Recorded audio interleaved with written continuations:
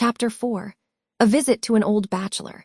A few days after, a note came from Mr. Holbrook asking us, impartially asking both of us, in a formal, old-fashioned style, to spend a day at his house. A long June day, for it was June now. He named that he had also invited his cousin, Miss Pole, so that we might join in a fly, which could be put up at his house. I expected Miss Mattie to jump at this invitation, but no. Miss Pole and I had the greatest difficulty in persuading her to go. She thought it was improper, and was even half annoyed when we utterly ignored the idea of any impropriety in her going with two other ladies to see her old lover. Then came a more serious difficulty. She did not think Deborah would have liked her to go. This took us half a day's good hard talking to get over, but at the first sentence of relenting, I seized the opportunity and wrote and dispatched an acceptance in her name, fixing day and hour, that all might be decided and done with. The next morning she asked me if I would go down to the shop with her.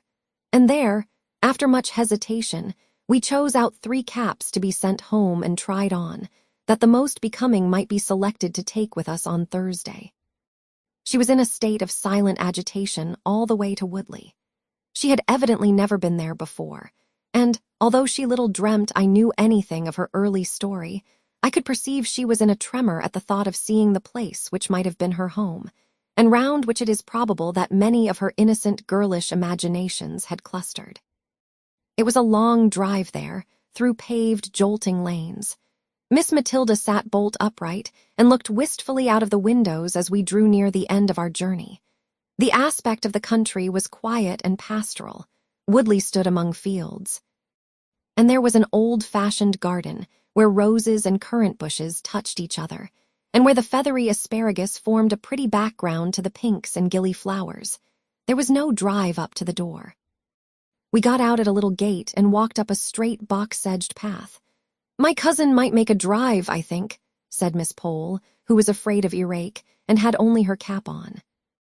"I think it is very pretty," said Miss Mattie, with a soft plaintiveness in her voice, and almost in a whisper, for just then Mr. Holbrook appeared at the door, rubbing his hands in very effervescence of hospitality. He looked more like my idea of Don Quixote than ever, and yet the likeness was only external. His respectable housekeeper stood modestly at the door to bid us welcome. And while she led the elder ladies upstairs to a bedroom, I begged to look about the garden. My request evidently pleased the old gentleman, who took me all round the place and showed me his 26 cows, named after the different letters of the alphabet.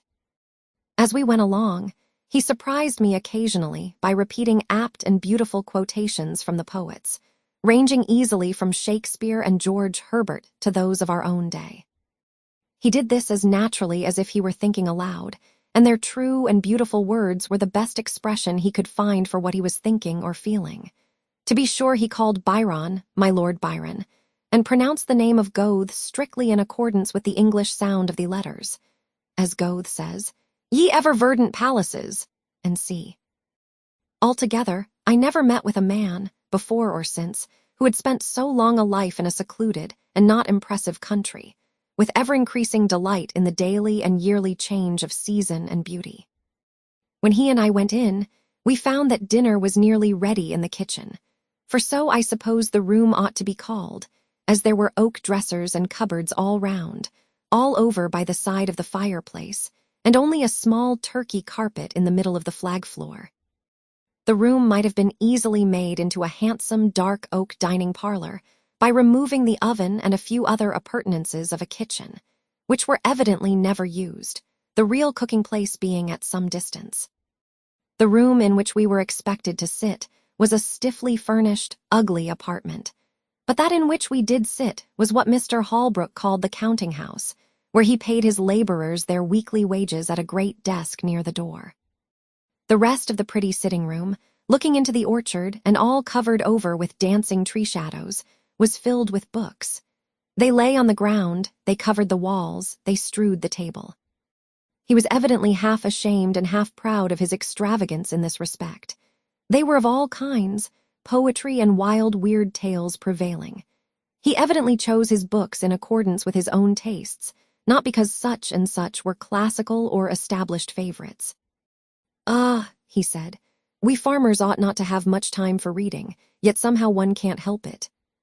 "What a pretty room," said Miss Mattie sotto voce. "What a pleasant place," said I aloud almost simultaneously. "Nay, if you like it," replied he. "But can you sit on these great, black leather, three-cornered chairs? I like it better than the best parlor, but I thought ladies would take that for the smarter place." It was the smarter place, but like most smart things, not at all pretty or pleasant or homelike. So, while we were at dinner, the servant girl dusted and scrubbed the counting-house chairs, and we sat there all the rest of the day. We had pudding before meat, and I thought Mr. Holbrook was going to make some apology for his old-fashioned ways, for he began. "I don't know whether you like newfangled ways." "Oh, not at all," said Miss Mattie. "No more do I," said he. "My housekeeper will have these in her new fashion, or else I tell her that, when I was a young man, we used to keep strictly to my father's rule, no broth, no ball, no beef. And always began dinner with broth. Then we had suet puddings, boiled in the broth with the beef, and then the meat itself. If we did not sup our broth, we had no ball, which we liked a deal better. And the beef came last of all, and only those had it who had done justice to the broth and the ball. Now folks begin with sweet things, and turn their dinners topsy-turvy. When the ducks and green peas came, we looked at each other in dismay. We had only two-pronged, black-handled forks. It is true the steel was as bright as silver, but what were we to do? Miss Mattie picked up her peas, one by one, on the point of the prongs, much as Amine ate her grains of rice after her previous feast with the ghoul. Miss Pole sighed over her delicate young peas as she left them on one side of her plate untasted, for they would drop between the prongs. I looked at my host.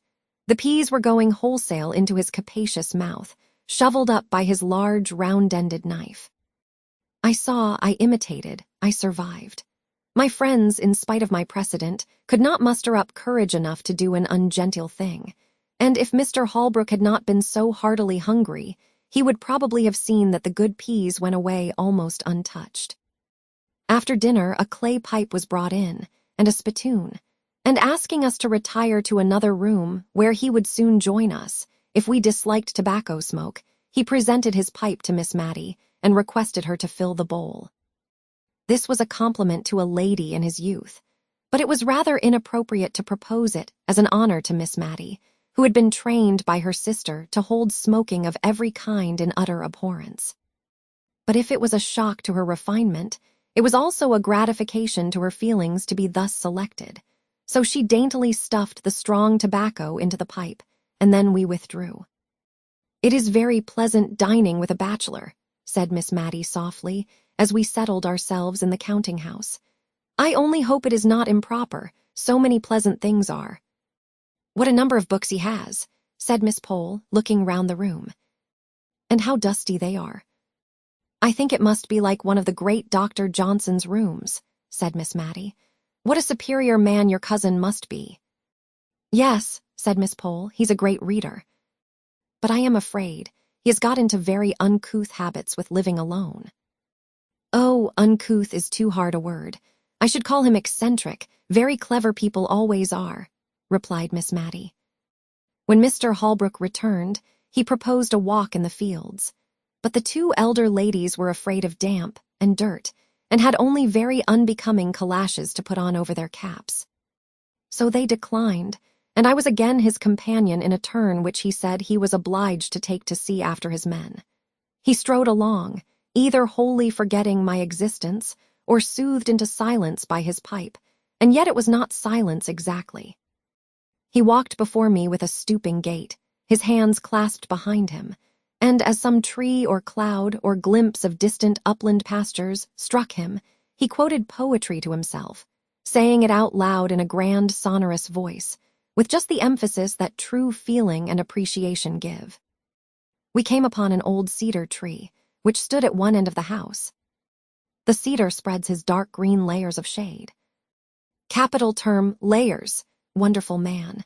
I did not know whether he was speaking to me or not, but I put in an assenting wonderful, although I knew nothing about it, just because I was tired of being forgotten and of being consequently silent. He turned sharp round. "Aye. You may say wonderful. Why, when I saw the review of his poems in Blackwood, I set off within an hour and walked 7 miles to Misselton, for the horses were not in the way, and ordered them. Now, what color are ashbuds in March? Is the man going mad? Thought I he is very like Don Quixote. What color are they, I say?" repeated he vehemently. "I am sure I don't know, sir," said I, with the meekness of ignorance. "I knew you didn't. No more did I, an old fool that I am, till this young man comes and tells me, black as ashbuds in March. And I've lived all my life in the country, more shame for me not to know. Black. They are jet black, madam." And he went off again, swinging along to the music of some rhyme he had got hold of. When we came back, nothing would serve him but he must read us the poems he had been speaking of. And Miss Pole encouraged him in his proposal, I thought, because she wished me to hear his beautiful reading, of which she had boasted. But she afterwards said it was because she had got to a difficult part of her crochet and wanted to count her stitches without having to talk. Whatever he had proposed would have been right to Miss Matty, although she did fall sound asleep within 5 minutes after he had begun a long poem called Locksley Hall, and had a comfortable nap, unobserved, till he ended. When the cessation of his voice wakened her up, and she said, feeling that something was expected, and that Miss Pole was counting, "What a pretty book." "Pretty, madam, it's beautiful, pretty indeed." "Oh, yes. I meant beautiful," said she, fluttered at his disapproval of her word. "It is so like that beautiful poem of Dr. Johnson's my sister used to read. I forget the name of it. What was it, my dear?" turning to me. "Which do you mean, ma'am? What was it about?" "I don't remember what it was about, and I've quite forgotten what the name of it was. But it was written by Dr. Johnson, and was very beautiful, and very like what Mr. Holbrook has just been reading." "I don't remember it," said he reflectively. "But I don't know Dr. Johnson's poems well. I must read them." As we were getting into the fly to return, I heard Mr. Holbrook say he should call on the ladies soon, and inquire how they got home. And this evidently pleased and fluttered Miss Matty at the time he said it. But after we had lost sight of the old house among the trees, her sentiments towards the master of it were gradually absorbed into a distressing wonder as to whether Martha had broken her word, and seized on the opportunity of her mistress's absence to have a follower. Martha looked good and steady and composed enough as she came to help us out. She was always careful of Miss Matty, and tonight she made use of this unlucky speech. Dear ma'am, to think of your going out in an evening in such a thin shawl. It's no better than muslin. At your age, ma'am, you should be careful." "My age," said Miss Matty, almost speaking crossly for her, for she was usually gentle. "My age. Why, how old do you think I am that you talk about my age?" "Well, ma'am, I should say you were not far short of 60. But folks, looks is often against them, and I'm sure I meant no harm." "Martha, I'm not yet 52, said Miss Matty, with grave emphasis, for probably the remembrance of her youth had come very vividly before her this day, and she was annoyed at finding that golden time so far away in the past. But she never spoke of any former and more intimate acquaintance with Mr. Holbrook. She had probably met with so little sympathy in her early love that she had shut it up close in her heart. And it was only by a sort of watching, which I could hardly avoid since Miss Pole's confidence, that I saw how faithful her poor heart had been in its sorrow and its silence. She gave me some good reason for wearing her best cap every day, and sat near the window, in spite of her rheumatism, in order to see, without being seen, down into the street. He came. He put his open palms upon his knees, which were far apart, as he sat with his head bent down, whistling, after we had replied to his inquiries about our safe return. Suddenly he jumped up. "Well, madam, have you any commands for Paris? I am going there in a week or 2. "To Paris?" we both exclaimed. "Yes, madam, I've never been there and always had a wish to go, and I think if I don't go soon I mayn't go at all. So as soon as the hay is got in I shall go, before harvest time." We were so much astonished that we had no commissions. Just as he was going out of the room, he turned back with his favorite exclamation. God bless my soul, madam. But I nearly forgot half my errand. Here are the poems for you admired so much the other evening at my house. He tugged away at a parcel in his coat pocket. Goodbye, miss, said he. Goodbye, Mattie. Take care of yourself. And he was gone. But he had given her a book, and he had called her Mattie, just as he used to do 30 years ago. I wish he would not go to Paris, said Miss Matilda anxiously. I don't believe frogs will agree with him. He used to have to be very careful what he ate, which was curious in so strong-looking a young man. Soon after this, I took my leave, giving many an injunction to Martha to look after her mistress, and to let me know if she thought that Miss Matilda was not so well. In which case, I would volunteer a visit to my old friend, without noticing Martha's intelligence to her. Accordingly, I received a line or two from Martha every now and then.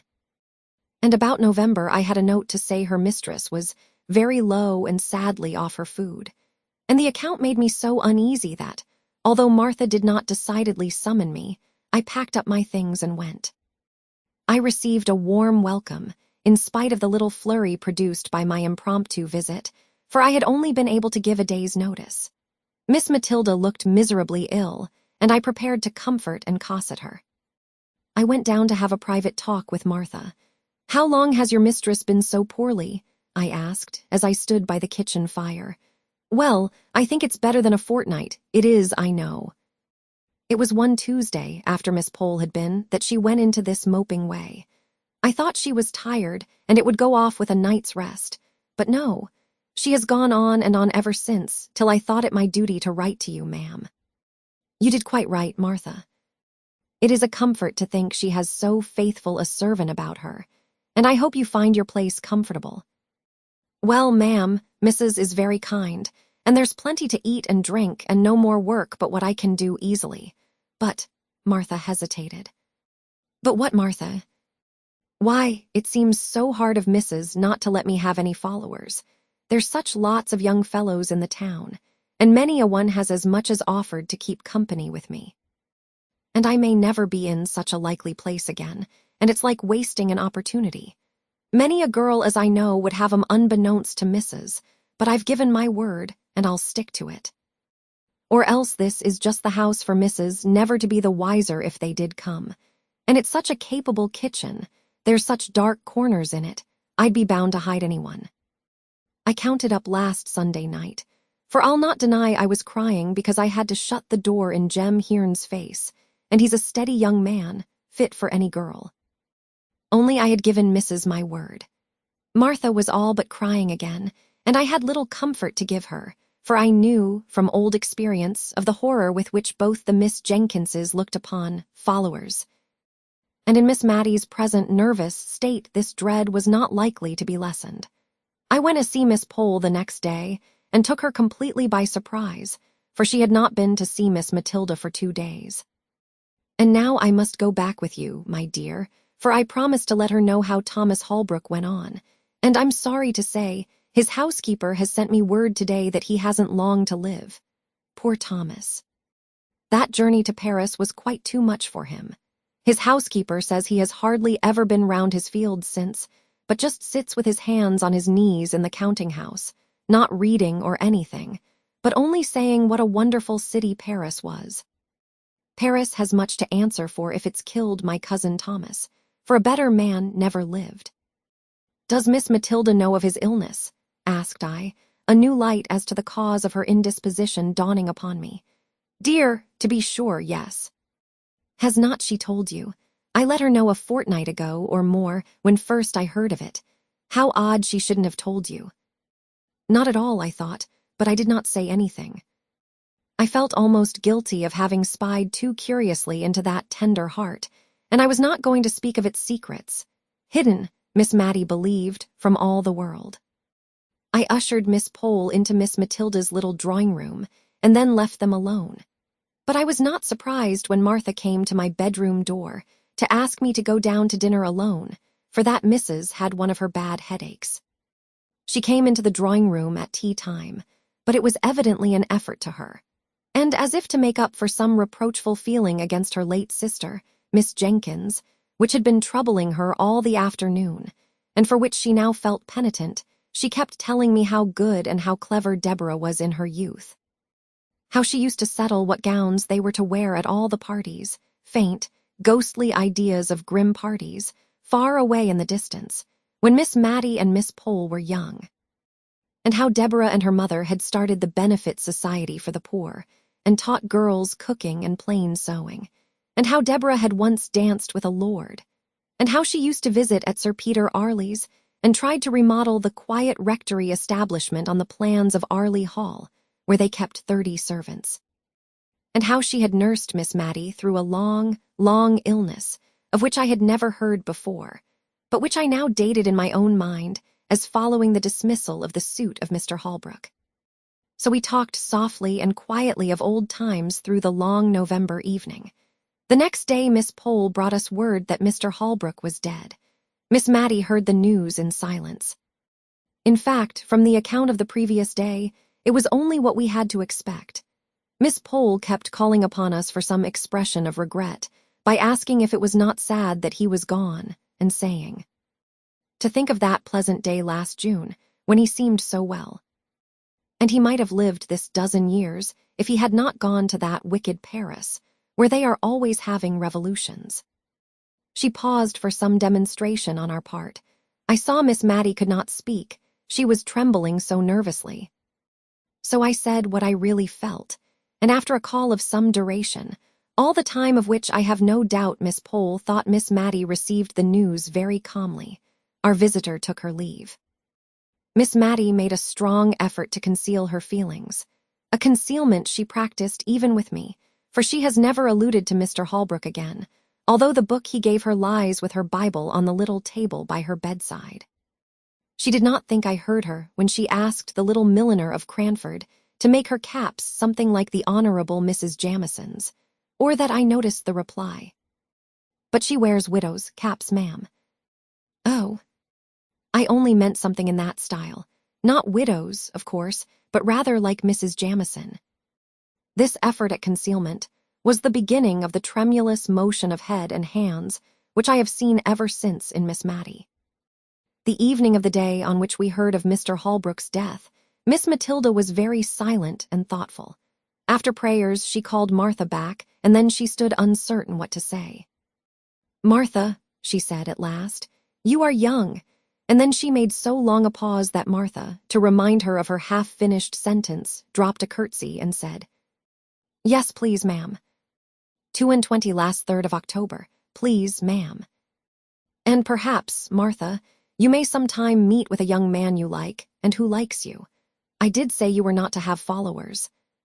But if you meet with such a young man, and tell me, and I find he is respectable, I have no objection to his coming to see you once a week." "God forbid," said she in a low voice, "that I should grieve any young hearts." She spoke as if she were providing for some distant contingency, and was rather startled when Martha made her ready, eager answer. "Please, ma'am, there's Jem Hearn, and he's a joiner making 3 and 6pence a day, and 6'1" in his stocking feet, please, ma'am. And if you'll ask about him tomorrow morning, everyone will give him a character for steadiness, and he'll be glad enough to come tomorrow night, I'll be bound." Though Miss Mattie was startled, she submitted to fate and love.